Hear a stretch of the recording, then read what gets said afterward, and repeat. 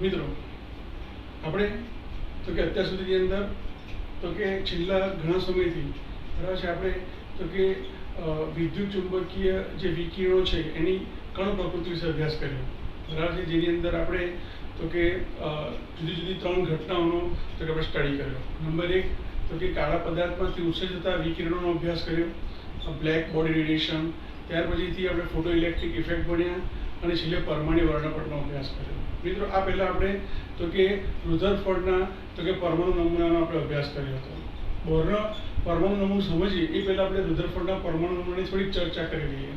રુધરફોર્ડે તો કે દર્શાવ્યું કે કોઈ પણ પરમાણુ છે તેના કેન્દ્રની અંદર તો કે તેનો સમગ્ર દળ બરાબર છે તો કે ખૂબ જ ડેન્સ, ખૂબ જ ગીચ રીતે બરાબર છે તો કે ગોઠવાયેલું છે, જેની અંદર ધનવીજભાર, સમગ્ર ધનવીજભાર અને તો કે પરમાણુનું કુલ દળ તો કે મોટાનું દળ એ કેન્દ્રમાં સમાયેલું છે. પરંતુ આ પરમાણુ મોડેલની અંદર પણ કેટલીક ક્ષતિ જોવા મળી હતી. રુધરફોર્ડ નામના વૈજ્ઞાનિકે કીધું કે પરમાણુમાં રહેલ ઇલેક્ટ્રોન એ કેન્દ્રની આસપાસ સતત પ્રચંડ વેગથી ગતિ કરતો હોય છે બરાબર છે. તો ત્યારે આપણે ભણી ગયા કે જ્યારે કોઈ પણ વીજભારિત કણ જ્યારે પ્રચંડ વેગથી ગતિ કરતો હોય, ખાસ કરીને વર્તુળાકાર જ્યારે ગતિ કરતો હોય ત્યારે તે પ્રવેગિત ગતિ કરતો હોય. જો પ્રચંડ વેગથી ગતિ કરતો હોય તો તેની ગતિ પ્રવેગિત હોય, કારણ કે એની દિશા કેવી હોય, સતત બદલાતી રહેતી હોય અને પરિણામે તો કે તે પોતે તો કે કેટલાક વિકિરણો એટલે કે રેડિયેશન પોતાના શરીરમાંથી એટલે પોતાના બોડીમાંથી કરતો હોય છે. આ વિકિરણ જે ઉર્જા સ્વરૂપે ઉત્સર્જિત કરે છે ક્યાંથી આવે છે તો કે એની જે ગતિ છે, જે સ્પીડમાં એક ઘૂમી રહ્યો છે વર્તુળાકારે, એમાંથી તે ઉર્જા મેળવીને તો કે એ વિકિરણ સ્વરૂપે પોતાની ઉર્જાને તો કે રેડિયેટ કરતો હોય છે, એટલે કે ઉત્સર્જિત કરતો હોય છે.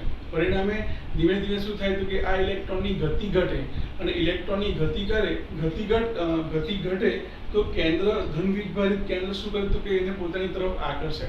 પરિણામે તો કે હવે જે ઇલેક્ટ્રોન જે પથમાં ઘૂમી રહ્યો છે એ તો કે સતત એ પથ ઘટતો જાય અને એને પરિણામે ધીમે ધીમે કેન્દ્રની નજીક આવતો જાય અને 10⁻⁻8 સેકન્ડની અંદર તે કેન્દ્રની સાથે સર્કિલ આકારે ઘૂમતો કેન્દ્રમાં પહોંચી જાય અને બ્લાસ્ટ થાય અને પરમાણુનો નાશ થાય બરાબર છે.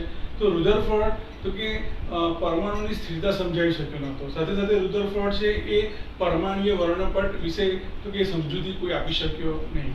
ત્યારે નીલ્સ બોર નામના વૈજ્ઞાનિકે શું કર્યું તો કે આ ફોટોગ્રાફિક ઇફેક્ટ બરાબર છે, ત્યાર પછી આઇન્સ્ટાઈન થિયરી અને પરમાણુય વર્ણપટ બરાબર છે જે શોધાયેલા હતા તેનો અભ્યાસ કર્યો અને પરમાણુની રચના સાથે તો કે આ બંનેનો સમન્વય કરીને તો કે એને પરમાણુ મોડેલ રજૂ કર્યું. તો હવે આપણે આજે બોરના પરમાણુ નમૂના વિશે આપણે ચર્ચા કરીએ. તો તમે અહીંયા જુઓ કે અહીંયા શરૂઆત કરીએ તો 1913 ની અંદર નીલ્સ બોર નામના વૈજ્ઞાનિકે તો કે ડેનમાર્કનો વૈજ્ઞાનિક હતો, નામ આ યાદ રાખવાની કોઈ જરૂર નથી. આ ડેનિશ વૈજ્ઞાનિકે સૌપ્રથમ વખત તો કે હાઇડ્રોજન પરમાણુ માટે તો કે પરમાણુ નમૂનો રજૂ કર્યો બરાબર છે. નીલ બોર એ પ્રથમ વૈજ્ઞાનિક હતો કે જેને ઇલેક્ટ્રોન કેન્દ્રની આસપાસ કેવી સ્થિતિમાં ગોઠવાયેલા હશે બરાબર છે તો કે તેની રજૂઆત કરી. ઘણા ખરા અંશે બોરનું પરમાણુ મોડેલ છે એ રુધરફોર્ડના પરમાણુ મોડેલનું એક સુધારો કરેલો નમૂનો છે બરાબર છે, જેને જે તે સમયે માન્ય રાખવામાં આવ્યો હતો. આ બોર નામના વૈજ્ઞાનિકે તો કે હાઇડ્રોજનના પરમાણુના નમૂનાને સમજાવવા માટે તો કે 4 અભિધારણાઓ આપી.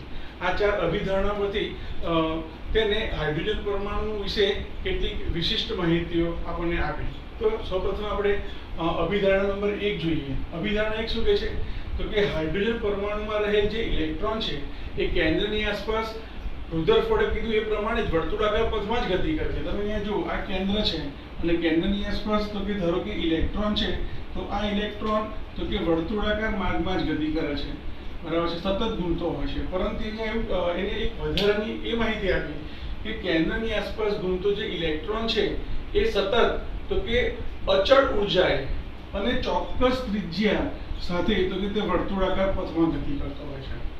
મિત્રો અહીંયા રુધરફોર્ડની જે ક્ષતિ હતી, રુધરફોર્ડે જે પરમાણુ નમૂનો આપ્યો તે પ્રમાણે તો ઇલેક્ટ્રોન તો કે 10⁻⁸ સેકન્ડની અંદર જ સર્કિલ આકારે ઘૂમતો કેન્દ્રમાં જાય છે અને તે બ્લાસ્ટ થઈ જાય છે પરમાણુ કેન્દ્રમાં આવીને બરાબર છે. તો તેની આ ક્ષતિ તો કે દૂર કરી. એના માટે શું કીધું તો કે ઇલેક્ટ્રોન જ્યારે વર્તુળાકાર પથમાં ચોક્કસ ત્રિજ્યા સાથે વર્તુળાકાર પથમાં જ્યારે ઘૂમતો હોય છે ત્યારે તેની ઊર્જા કેવી જોવા મળે છે, ત્યારે તે અચળ ઊર્જા સાથે તે ઘૂમતો હોય છે. બરાબર છે. હવે તો કે બોહરના વૈજ્ઞાનિકે આ ચોક્કસ ત્રિજ્યા અને અચળ ઊર્જા ધરાવતો જે ઇલેક્ટ્રોનનો જે પથ છે જેમાં એ પોતે પરિભ્રમણ કરે છે, આ પથ માટે એને કક્ષા એટલે કે ઓર્બિટ નામ આપ્યું. બરાબર છે. જેને સ્થિર માન્ય કક્ષા અથવા સ્થાયી કક્ષા તરીકે પણ ઓળખવામાં આવે છે, અથવા સ્થિર માન્ય ઊર્જા અવસ્થા તરીકે પણ ઓળખી શકો છો. બરાબર છે. સાથે સાથે તો કે ઇલેક્ટ્રોન છે એ બધા જ કેન્દ્રની આસપાસ કોઈ એક પથમાં નહીં પરંતુ જુદા જુદા પથમાં એ ગતિ કરતા હોય છે. અને આ બધા જે પથ છે એટલે કે જે કક્ષાઓ છે એ કેન્દ્ર સાથે સંકેન્દ્રિત થયેલી હોય છે. બરાબર છે. અને એ કેન્દ્રની આસપાસ ચોક્કસ ત્રિજ્યા સાથે આવા અનેક વર્તુળાકાર પથ હોય જેમાં એ ઇલેક્ટ્રોન ઘૂમતા હોઈ શકે છે. અભિધારણા નંબર 2 ની આપણે ચર્ચા કરીએ તો હવે શું કહે છે તો કે ઇલેક્ટ્રોન જ્યારે કોઈ એક પથમાં સતત ગતિ કરતો હોય છે, ઇલેક્ટ્રોન ધારો કે કેન્દ્રની આસપાસ કોઈ ચોક્કસ ત્રિજ્યા ધરાવતા પથમાં વર્તુળાકાર કક્ષામાં જ્યારે ઘૂમતો હોય છે ત્યારે તે પોતે તો કે ઉર્જાનું ઉત્સર્જન પણ કરતો નથી અને ઉર્જાનું અવશોષણ પણ આપમેળે કરતો નથી. બરાબર છે. એટલે કે એ કેન્દ્રની આસપાસ સતત તો કે અચળ ઉર્જાએ તો કે વર્તુળાકાર પથ પર ગતિ કરતો હોય છે.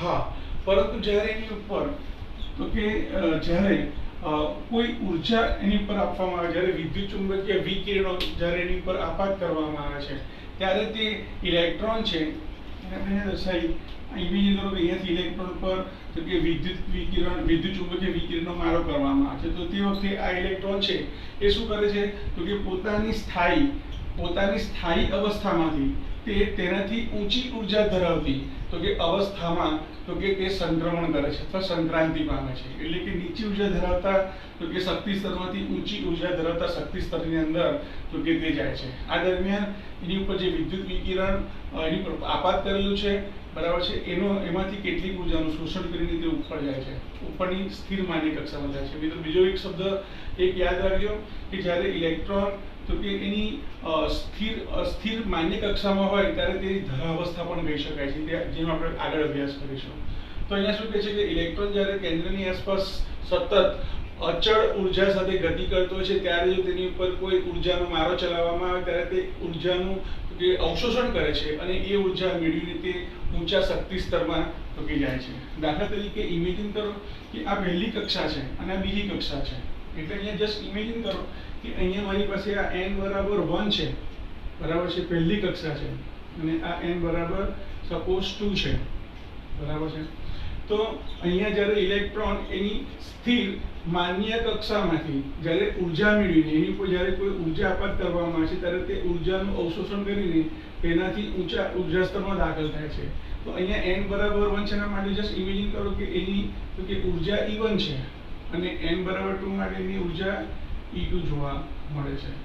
તો આ રીતે ઇલેક્ટ્રોન નીચી સ્થિર અવસ્થામાંથી અથવા નીચા ઉર્જા સ્તરમાંથી તો કે ઉર્જાનું અવશોષણ કરીને તે ઊંચા શક્તિ સ્તરમાં અથવા ઊંચા સ્થિર માન્ય કક્ષાની અંદર દાખલ થાય છે. હવે તો કે તે ત્યાં પણ વધારે સમય રહી શકતો નથી. એટલે શું કરે છે, પોતે જે ઉર્જાને શોષી છે એ ઉર્જા પાછી ઉત્સર્જિત કરે છે, કોઈ ચોક્કસ તરંગ લંબાઈ ધરાવતા વિકિરણ સ્વરૂપે તે ઉત્સર્જિત કરે છે અને એ પાછો પોતાના તો કે મૂળ સ્થાનમાં એટલે કે પોતાની સ્થિર માન્ય તો કે જે અવસ્થા છે, જે કક્ષા છે એ પોતાની કક્ષામાં પાછો ફરે છે. બરાબર છે. આ દરમિયાન તો કે એની ઉર્જામાં જે ફેરફાર થાય છે એ સતત થતો નથી. બરાબર છે. એ ક્વોન્ટમ સ્વરૂપે એટલે કે એ થોડા પેકેટ સ્વરૂપે એ ઉર્જા મુક્ત કરતો હોય છે. હવે ક્વોન્ટમ ભણી ગયા, બરાબર, મેક્સ પ્લાન્કે સમજાવ્યું હતું તે રીતે. અભિધારણા 3 હવે શું કહે છે, ધારો કે આ એવું યાદ રાખો કે કેન્દ્રથી તમે જેમ દૂર આપણે આગળ ભણીશું ના છતાં પણ યાદ રાખો કે જેમ કેન્દ્રની નજીક ઇલેક્ટ્રોન વર્તુળાકાર પથમાં ગતિ કરતો હોય તો તેની ઉર્જા ઓછી હોય, પરંતુ તે જેમ કેન્દ્રથી દૂર જાય તેમ તેની ઉર્જામાં કેવું થાય તો કે એમાં સતત વધારો થાય. મિત્રો તમે ઇમેજિન કરો કે તમારી એક્ઝામ ચાલી રહી છે અને તમને પહેલી બેન્ચીસ પર બેસાડેલા હોય અને સામે જો સુપરવાઇઝર સતત ત્યાં ઊભા રહેતા હોય તો તમે ત્યાં કોઈ પણ પ્રકારની ગડબડ કરી શકતા નથી. પરંતુ તમે શિક્ષકથી જેટલા દૂર હશો, સુપરવાઇઝર જેટલા દૂર હશો, એટલી તમારી તો કે ઉર્જામાં વધારો થશે અને તમે કોઈ ખોટા કામ પણ કરી શકશો. બરાબર, કરવા ના જોઈએ, પણ જે સમજવાની વાત છે. તો તમે જ્યારે કેન્દ્રની નજીક હશો ત્યારે તમારું આકર્ષણ સૌથી વધારે હશે, ત્યારે તમારી પોતાની ઉર્જામાં તો કે પોતાની ઉર્જા ઘટી ગઈ હશે. તમે કશું સ્વતંત્ર રીતે ત્યાં આગળ હલનચલન કરી શકશો નહીં. પણ તમે જેમ તો કે દૂર હશો તેમ તમારી ઉર્જામાં વધારો થયો એમ કહી શકાય. તમે કંઈ પણ કાર્ય કરતા હોય, શિક્ષકને ના ખબર પડતી હોય, 10 બેન્ચીસ પર બેઠા હોય તો શિક્ષકને ના ખબર પડે કે તમે શું કરી રહ્યા છો, રાઈટ? તો તમારી ઉર્જામાં શું થયો? વધારો થયો એમ કહેવાય. તો સામાન્ય રીતે પરમાણુના કેન્દ્રની નજીક જે ઇલેક્ટ્રોન છે એની પોતાની ઉર્જા કેવી છે? ઓછી છે. પરંતુ જેમ જેમ દૂર જાય એમ એની ઉર્જામાં વધારો થયો. એટલે અહીંયા શું કહે છે કે ધારો કે કોઈ એક શક્તિ સ્તરમાંથી જ્યારે ઉર્જા મળે, જ્યારે તેનાથી વધારે ઉર્જા ધરાવતા સ્થાયી તો કે શક્તિ સ્તરમાં જ્યારે દાખલ થાય છે અને ત્યારબાદ અતિ દરમિયાન તે ઉર્જાનું તો કે અવશોષણ કરે છે અને હવે તો કે તે ઉર્જા જે વધારાની ઉર્જા હતી એ વધારાની ઉર્જા મુક્ત કરીને તે પોતાના મૂળ સ્થાને પાછું કરે છે. એ દરમિયાન તો કે આ બે ઉર્જાનો તફાવત કેટલો જોવા મળે? તો કે ડેલ્ટા E જોવા મળે. અહીંયા ડેલ્ટા E બે રીતે લઈ શકાશે. કેવી રીતે? તો કે E2 - E1 પણ લઈ શકાય અને E1 - E2 પણ લઈ શકાય. જ્યારે ઉર્જાનું અવશોષણ કરતો હોય ત્યારે એ E1 માંથી E2 માં ફેરફાર થાય છે, એટલે એની ઉર્જા ફેરફાર કેટલો થયો? E1 - E2. તે જ પ્રકારે જ્યારે E2 માંથી E1 માં આવતો હોય ત્યારે એની ઇનિશિયલ ઉર્જા કેટલી છે? E2 છે અને એની જે અંતિમ ઉર્જા છે કેટલી છે? E1 છે. ટૂંકમાં બે ઉર્જાના સ્તર વચ્ચેનો તફાવત એને શું કહીશું આપણે? ડેલ્ટા E કહીશું. બરાબર છે? આ લખવાનું નથી, આ જો સમજવા માટે છે.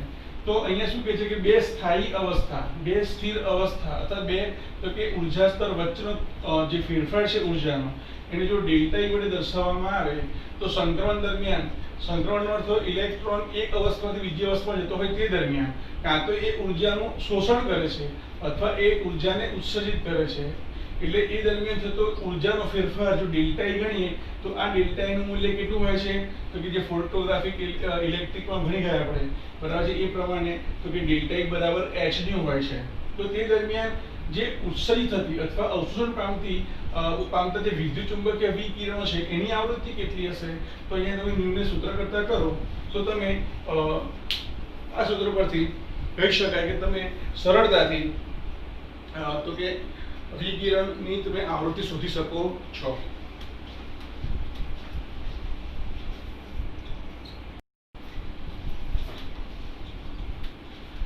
મિત્રો, ચોથી અભિધારણા જોઈએ તો સામાન્ય રીતે જ્યારે ઇલેક્ટ્રોન તેની સ્થિર અવસ્થામાં જ્યારે વર્તુળાકાર પથ પર ઘૂમતો હોય ત્યારે તેનો કોણીય વેગમાન, બરાબર છે. હવે સમજો એ ગઈ શું કહેવા માંગે છે. આપણે વેગમાન વિશે ભણી ગયા. વેગમાન કોને કહેવાય? તો કે વેગ અને દળના ગુણાકારને વેગમાન કહેવાય. જ્યારે કોઈ પદાર્થ તો કે સીધી રેખામાં ગતિ કરતો હોય, બરાબર છે, તો તે વખતે તેનો મોમેન્ટમ એટલે કે વેગ અને દળનો ગુણાકાર જે આપણે વેગમાન કહીએ છીએ.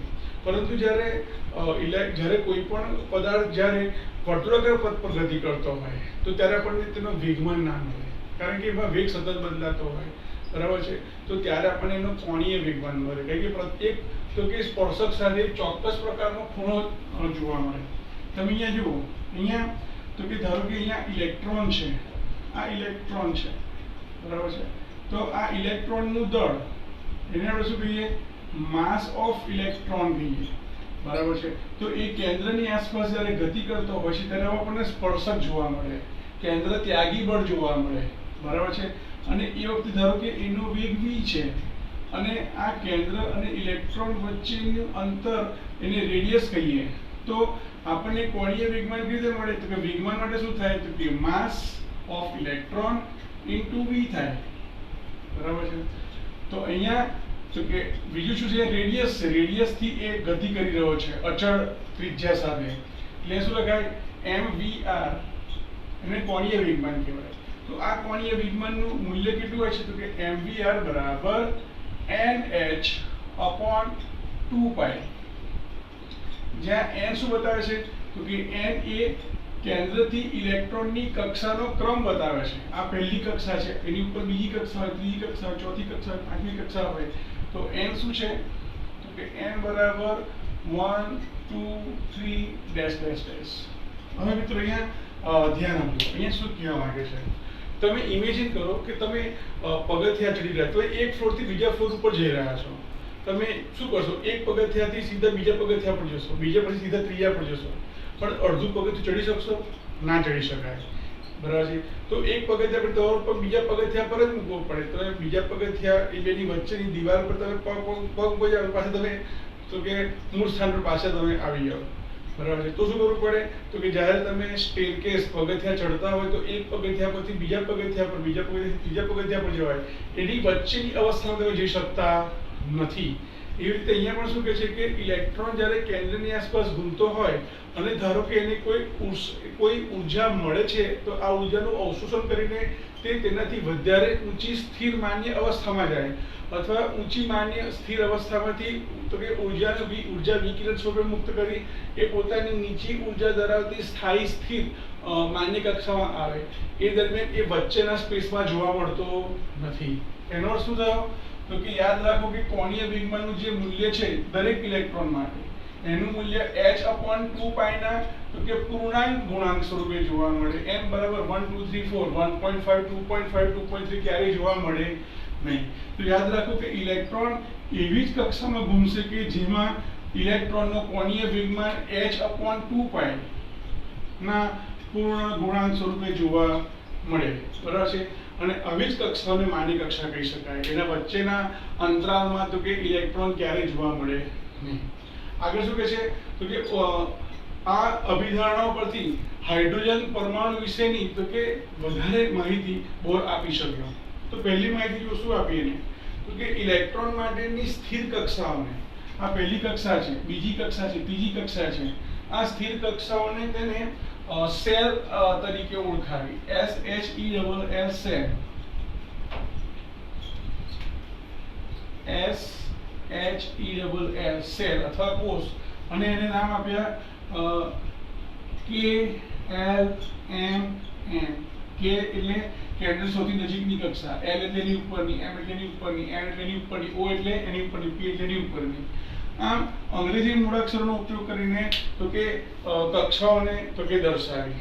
મિત્રો ઇમેજિન કરો કે તમે ડુંગળી ખાધી છે, ડુંગળી ખાઓ છો, તો ડુંગળીમાં તમે એક પરત ખોલો છો, બરાબર, બીજું પરત ખોલો છો, ત્રીજું પરત ખોલો છો, ચોથું પરત ખોલો છો, બરાબર છે.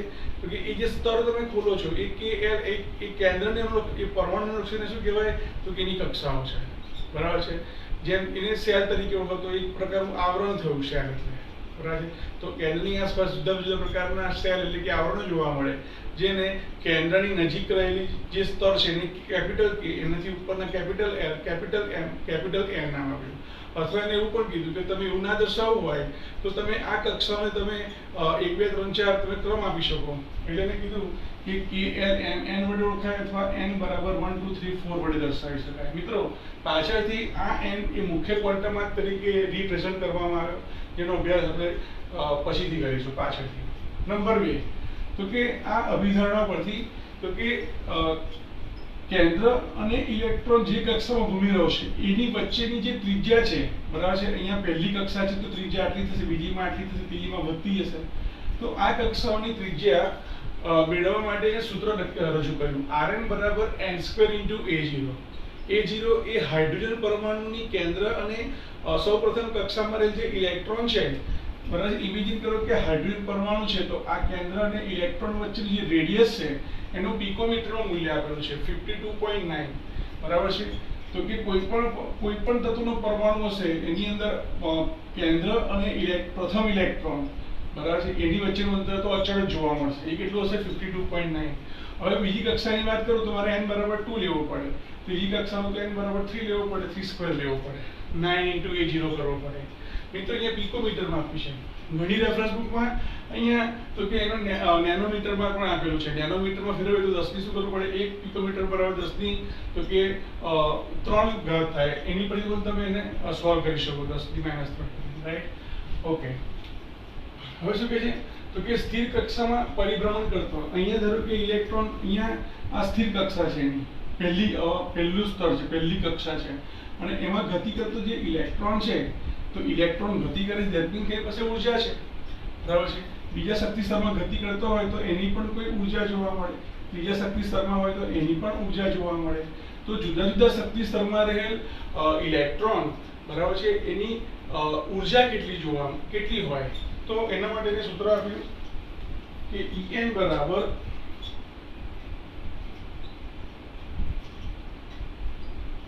-2 પાઈ z² m e⁴ upon n² h². બરાબર છે. આ સૂત્ર પરથી તમે કોઈ પણ કક્ષામાં કોઈ પણ શક્તિ સ્તરમાં રહે તો કે ઇલેક્ટ્રોનની ઉર્જા તમે મેળવી શકો છો. ધ્યાન આપો, પાઈ શું છે આપણે જાણીએ છીએ. પાઈનું મૂલ્ય કેટલું? 3.422 અહીંયા m છે એ માસ ઓફ ઇલેક્ટ્રોન છે. આ ઇલેક્ટ્રોનનો ચાર્જ બતાવે છે. આ z પરમાણુ ક્રમાંક છે. n એ શક્તિ સ્તર અથવા કક્ષાનો ક્રમ દર્શાવે છે અને h એ પ્લાન્ક અચળાંક છે. તમે અહીંયા જુઓ તો અહીંયા 2 પાઈ 2 અચળ, પાઈ અચળ, ઇલેક્ટ્રોનનું દળ અચળ, ઇલેક્ટ્રોનનો ચાર્જ અચળ જોવા મળે. બરાબર છે. અને આ પ્લાન્ક અચળાંક છે. તો આટલા મૂલ્ય કેવા જોવા મળે? અચળ જોવા મળે. તો રીડબર્ગ નામના વૈજ્ઞાનિકે તો કે આ બધાના મૂલ્યો મૂકીને બરાબર છે એક અચળ મૂલ્ય મેળવ્યું, જેને પોતાનું નામ આપ્યું રીડબર્ગ અચળાંક. તો આપણે એને આ સૂત્ર આમ પણ લખી શકીએ કે En બરાબર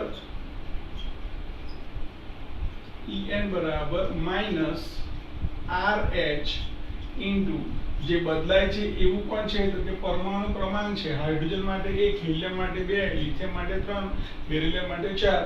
તો પરમાણુ ક્રમાંક Z બદલાય અને શક્તિનો સ્તર બદલાય.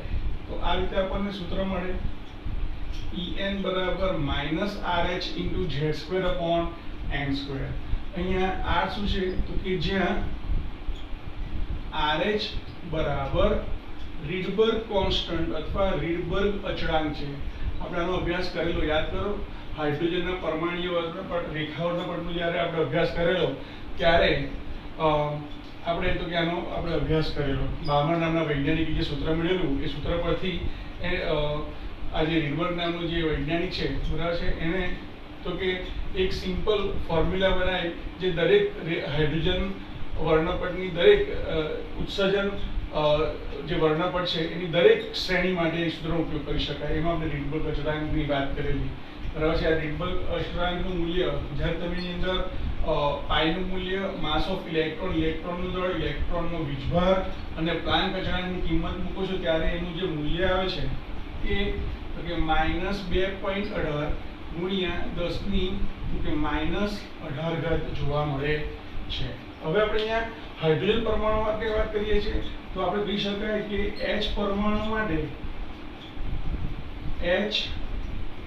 માટે Z બરાબર કેટલું થાય તો કે 1 લેવું પડે. તો હવે એમાં Z બરાબર 1 મૂકી દો તો સૂત્ર શું બને તો કે En બરાબર -RH, Z ની વેલ્યુ 1, 1 નો સ્ક્વેર 1 થાય એટલે આપણે ના રાખીએ તો પણ ચાલે. તો આ રીતે પણ આપણે એનું સૂત્ર લખી શકીએ. આમ તમને જો પૂછ્યું હોય કે હાઇડ્રોજન પરમાણુ માટે તો કે બીજી કક્ષામાં રહેલ, બીજી કક્ષામાં ઉત્તેજિત અવસ્થા થશે તો કે ઉત્તેજિત અવસ્થામાં જો ઇલેક્ટ્રોન બીજી કક્ષામાં આવેલો હોય તો તે વખતે તેની ઉર્જા કેટલી હોય તો તમે અહીંયા રીડબર્ગ અચળાંકનું મૂલ્ય મૂકી દો. બરાબર છે. અને અહીંયા જે આ n² છે એની જગ્યાએ n બરાબર શું લેવું પડશે? 2 લેવું પડશે બીજી કક્ષા માટે. અને તમે એનું સિમ્પ્લિફાય કરો તો બીજી કક્ષામાં રહેલ ઇલેક્ટ્રોનની ઉર્જા તમે મેળવી શકો છો.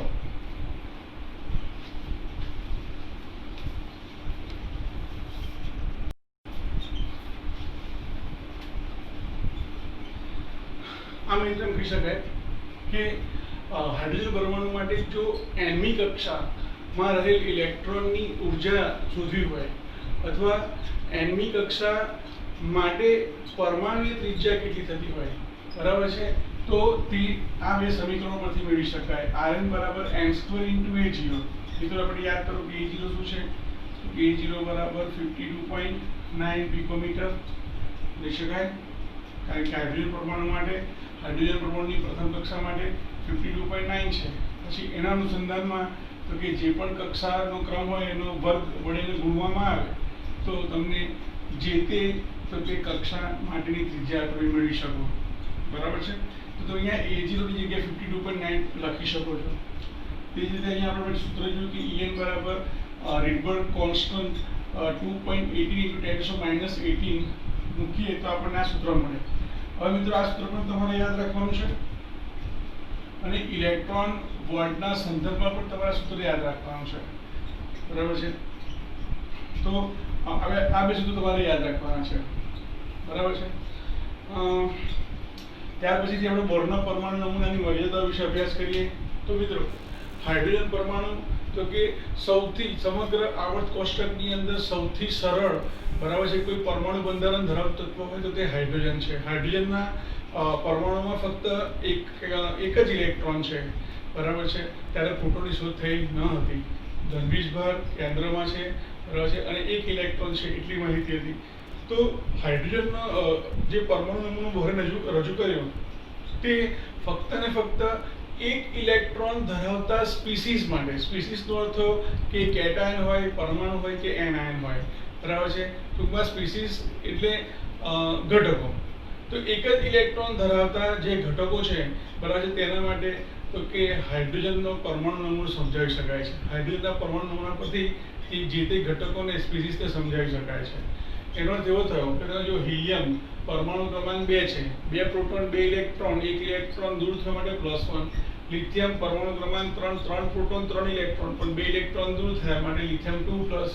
બેરિલિયમ પરમાણુ ક્રમાંક 3, 4 પ્રોટોન અને 4 ઇલેક્ટ્રોન, એમાંથી 3 ઇલેક્ટ્રોન દૂર થયા તો 4 પ્રોટોન અને 1 ઇલેક્ટ્રોન રહ્યું. તો એમ કહી શકાય કે 1 ઇલેક્ટ્રોન ધરાવતા જે સ્પીસીસ છે, જે આયનો છે, આ આયનોની તો કે સ્થિરતા અને તેનો રેખા વર્ણપટ છે એ બોરના નમૂના પરથી સમજાવી શકાતો હતો. પરંતુ હું પર્ટિક્યુલરલી હિલિયમ માટે લો કે લિથિયમ કે બેરિલિયમના પરમાણુની વાત કરું તો તેના માટે તો કે બોરના પરમાણુ નમૂના આધારિત સમજાવી શકાતા નથી. તેના રેખા વર્ણપટ તો કે સમજાવી શકાતા નથી. ત્યાર પછીથી તો કે 1885માં જ્યારે બામરે તો કે હાઇડ્રોજન પરમાણુ માટે, બરાબર છે, જે રેખા વર્ણપટ આપ્યો.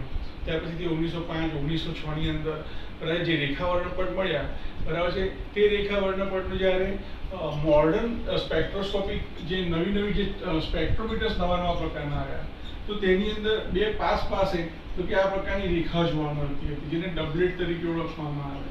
તો આ ડબલેટ એટલે કે બે પાસે રેખા વર્ણપટમાં શા માટે મળે છે તે તો કે સમજાવી શકાય નહીં.